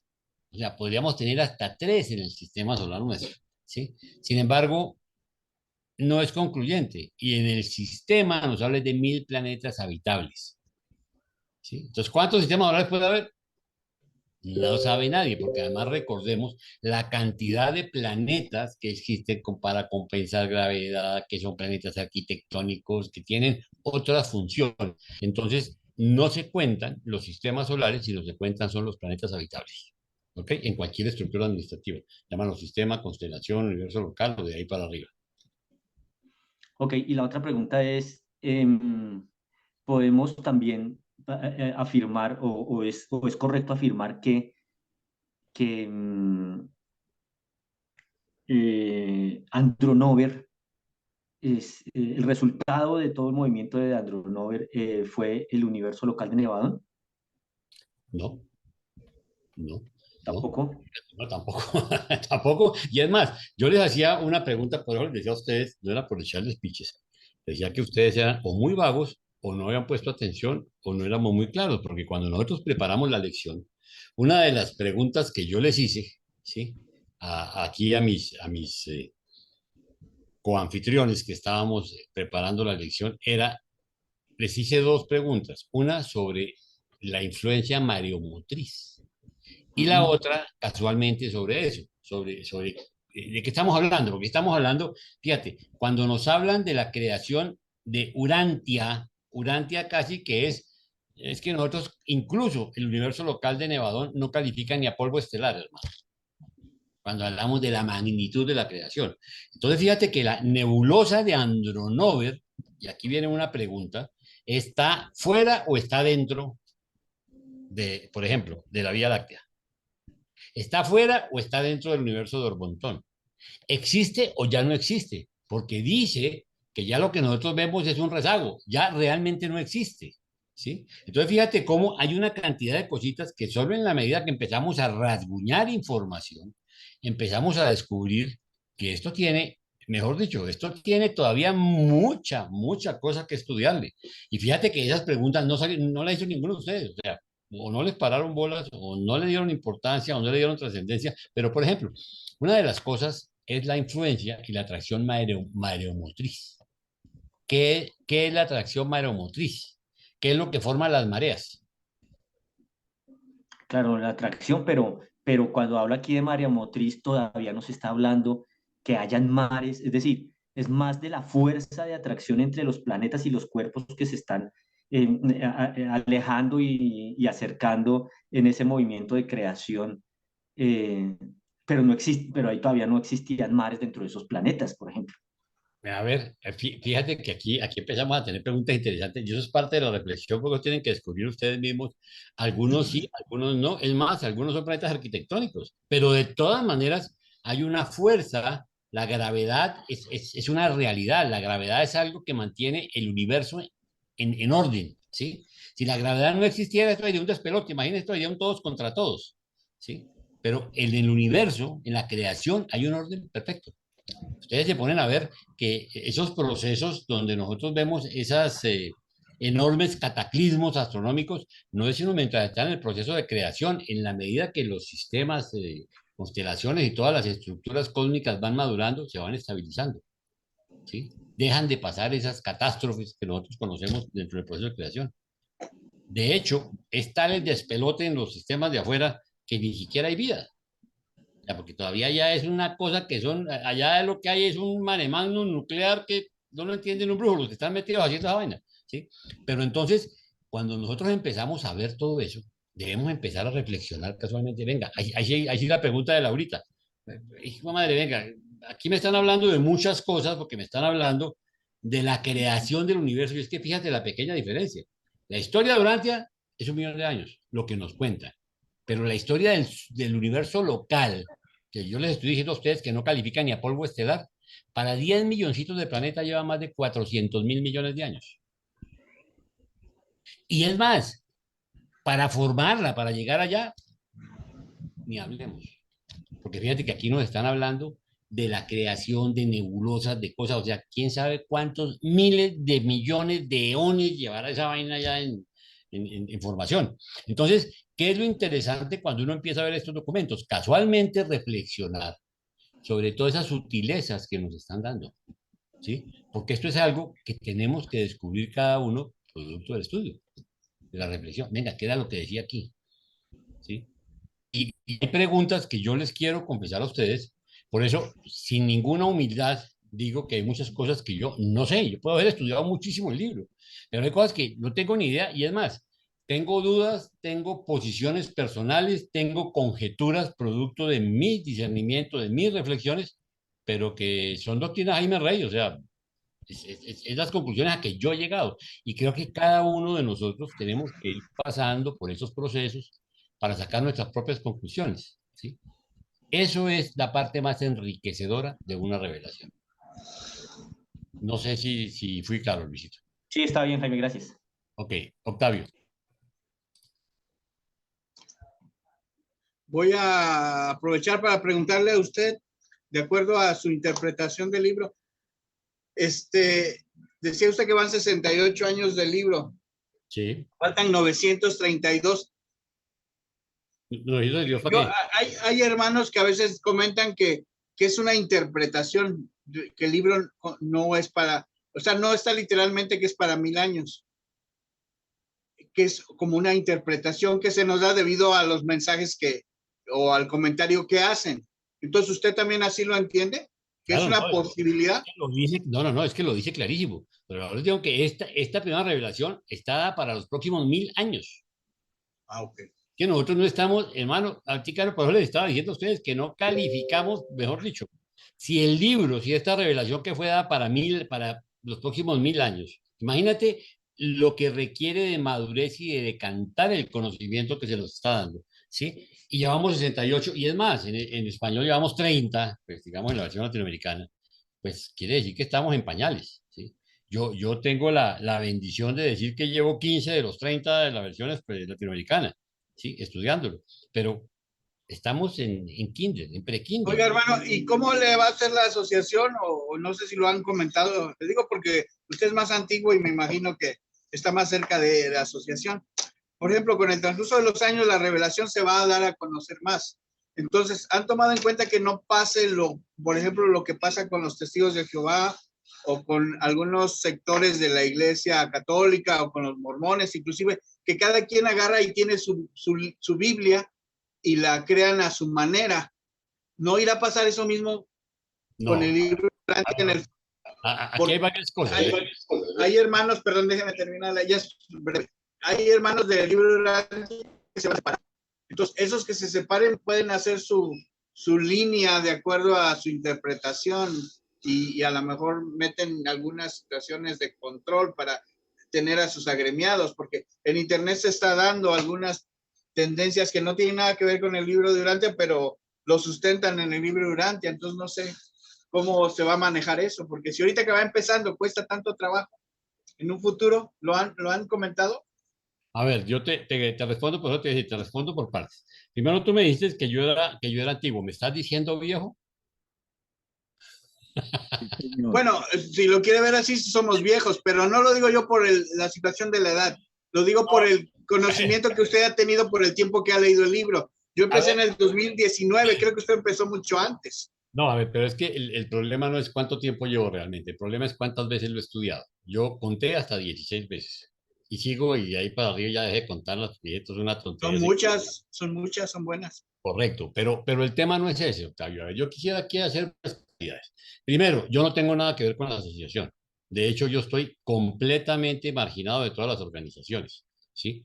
Porque creo que si tú miras el trasfondo de la enseñanza de esta revelación, esto es una relación personal nuestra con el Padre Celestial, a través de nuestro ajustador de pensamiento. Soy yo y Dios, no necesito intermediarios. Entonces, no creo en estructura ni organización. Entonces, por eso te digo, yo no pertenezco a la Asociación Urantia. Yo trabajo y estoy entregando ya, porque completo mi periodo de 2 años con la Fundación, en el Consejo Asesor Cultural de la Fundación, y he participado en algunas tareas específicas que me han invitado a participar, como en parte de la traducción, en revisiones, en algunas cosas, sí, pero muy puntuales. Entonces, yo no estoy organizado desde ningún punto de vista agremiado a nada.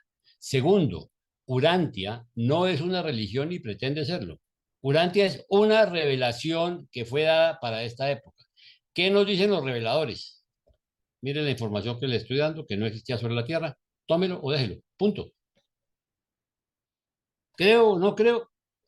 Que si el señor Ángel Sánchez dice una cosa, que si el otro quiere hacer un grupo, hermano, para mí es irrelevante. Finalmente, esta es una relación nuestra con Dios. Tenemos el privilegio de haberlo recibido. Si el Señor consideró, si nuestros ajustadores consideraron que que estábamos listos para recibir esta información, por algo será. Entonces, ahora en la tarea nuestra de ver qué vamos a hacer con ese conocimiento. ¿Nos vamos a sentar encima del conocimiento o vamos a pretender volvernos, como dice el dicho, más papistas que el Papa? Que yo soy el que más sé, entonces yo soy el que digo que hay que hacer, ¿no? Yo creo que en esto, en la medida que uno recibe más conocimiento, debe ser más humilde, ¿sí? Y debe tratar de entender que tenemos una responsabilidad con la humanidad, que es compartir lo que recibimos, no en cuanto a Blanca, en cuanto a todo, ¿sí? Yo creo que la riqueza del conocimiento comienza cuando se le comparte.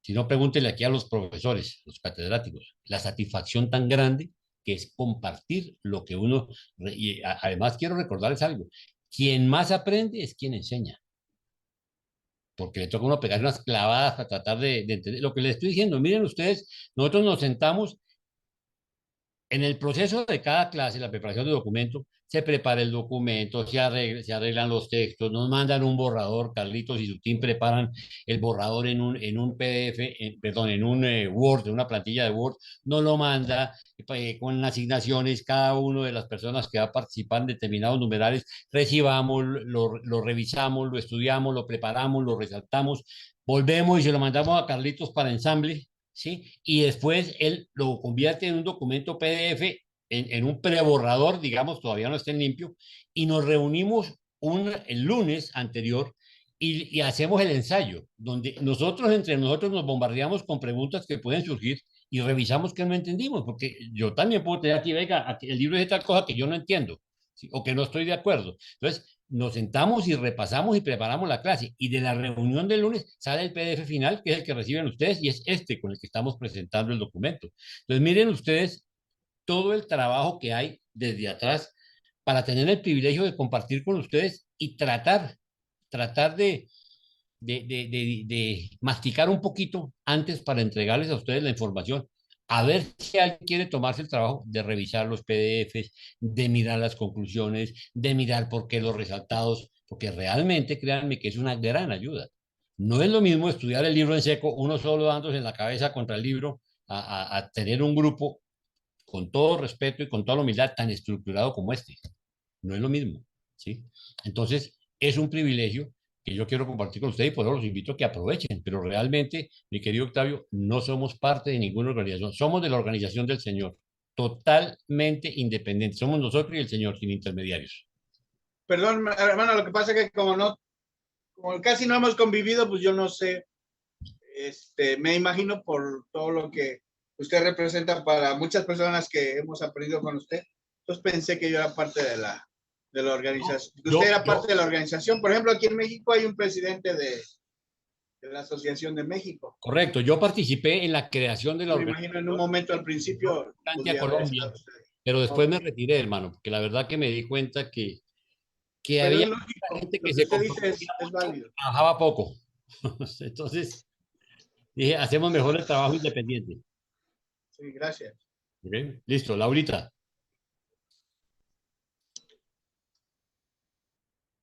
Bueno, yo quería responder desde mi punto de vista a tu pregunta en la que dices que el interés de este documento podría no haberse reflejado en la charla de hoy, ya que no hemos hecho preguntas importantes. Entonces, desde mi punto de vista, este documento a mí me incita a la curiosidad, pero no a la polémica ni a la profundización.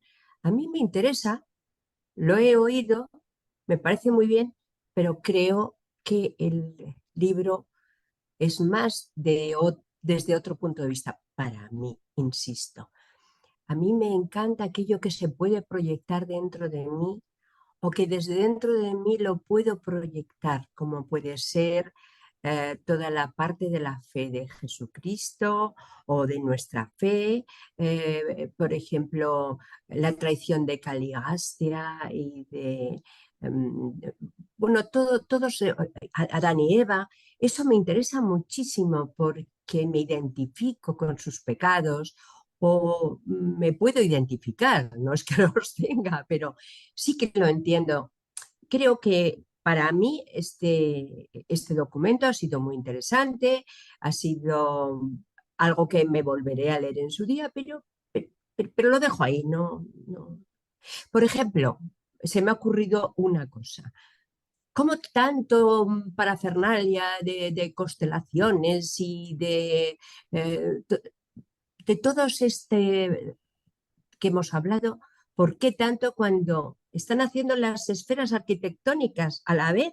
Pues que hagan todo, esferas arquitectónicas, vivimos allí y lo demás, pues me parece que no me interesa, o sea, que no me ha producido ningún quebradero de cabeza. Ahorita, eso me gusta tu punto de vista, porque es el punto de vista, aparte me parece muy honesto, que tienes este momento.